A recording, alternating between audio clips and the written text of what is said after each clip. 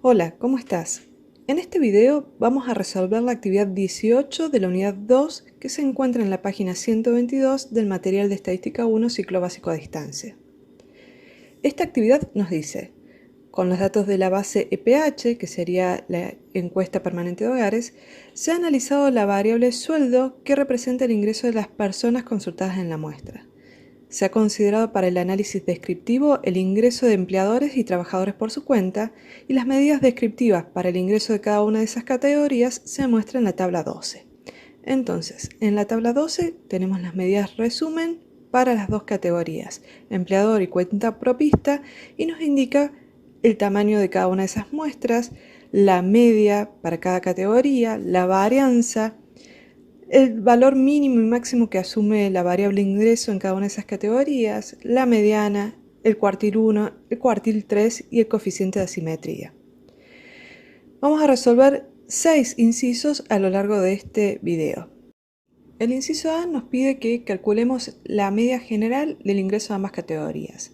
Recordemos que por propiedades de la media aritmética de las medias de H submuestras se obtiene como la media aritmética ponderada de las medias de las submuestras, siendo sus ponderaciones los tamaños de las respectivas submuestras.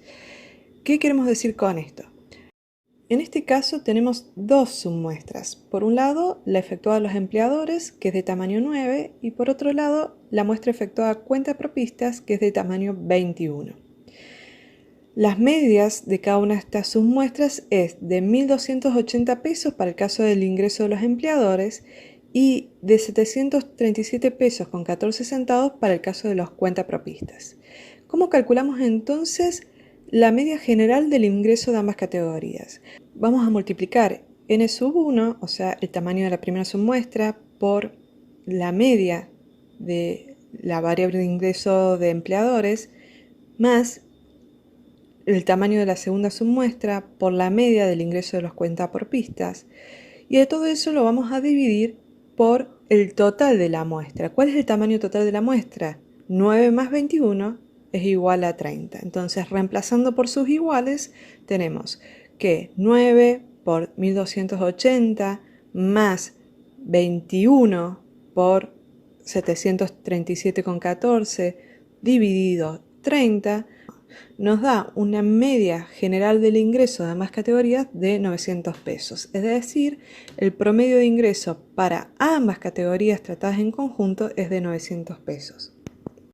El inciso B nos pide que calculemos la desviación estándar del ingreso de cada categoría. Sabemos que esta medida de dispersión está asociada a la varianza y se define como la raíz cuadrada positiva de la varianza. Vemos en la tabla de medida resumen que tenemos como dato la varianza muestral para el caso de la variable ingreso de empleadores y la varianza muestral para el caso de la variable ingreso de los cuentapropistas. Para el caso de los empleadores, esa varianza es de 394.075 y para el caso de los cuentapropistas, la varianza del ingreso es de 237.401,43. Si calculamos la desviación estándar para el caso del ingreso de los empleadores, esta va a ser igual a la raíz cuadrada positiva de 394.075. Esto nos da por resultado 627,75. ¿En qué unidad de medida se encuentra la desviación estándar? En la misma unidad de medida que la variable. Como estábamos trabajando con ingreso en pesos, entonces la desviación estándar es de 627,75 pesos. Si calculamos esta medida para los cuentapropistas, la desviación estándar va a ser igual a la raíz cuadrada positiva de 237.401,43. Esto nos da un valor de 487,24 que, como dijimos que se encuentra en la misma unidad de medida que la variable que estamos trabajando, que es ingreso, esos 487,24 son pesos. El inciso C nos dice, calcule el coeficiente de variación para cada grupo, interprete y compare. Sabemos que el coeficiente de variación es una medida relativa de dispersión y se calcula como el cociente entre la desviación estándar y la media aritmética. La tabla 12 ya nos daba como datos la medida aritmética para cada una de las categorías y en el inciso anterior hemos calculado la desviación estándar. Entonces, para el caso del empleador, el coeficiente de variación va a ser igual a 627,75, que es la desviación estándar, dividido 1280, que es la media del ingreso de los empleadores. Esto nos da un valor de 0,4904, que para facilitar la interpretación lo podemos escribir en porcentaje y nos da un coeficiente de variación de 49,04. ¿Qué significa este porcentaje de 49%?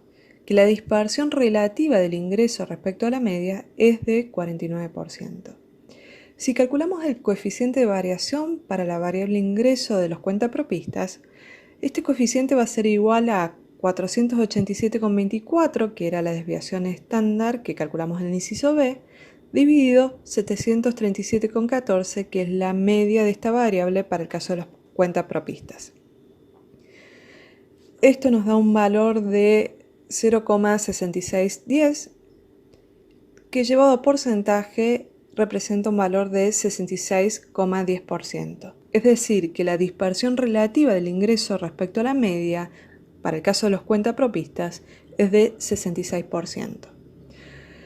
Los datos del ingreso de los empleadores entonces son más homogéneos. ¿Por qué? Porque este coeficiente de variación nos dio un porcentaje inferior comparativamente con el coeficiente de variación de los cuentapropistas. Entonces, la media del ingreso de los empleadores es más representativa que la del grupo de los cuentapropistas. El inciso D nos pide que calculemos el recorrido intercuartil para cada categoría y comparemos interpretando adecuadamente la medida. Sabemos que el recorrido intercuartílico es una medida de dispersión útil para determinar la concentración del 50% central de los datos. ¿Cómo calculamos este recorrido intercuartílico? Este va a ser igual a la diferencia entre el cuartil 3 y el cuartil 1.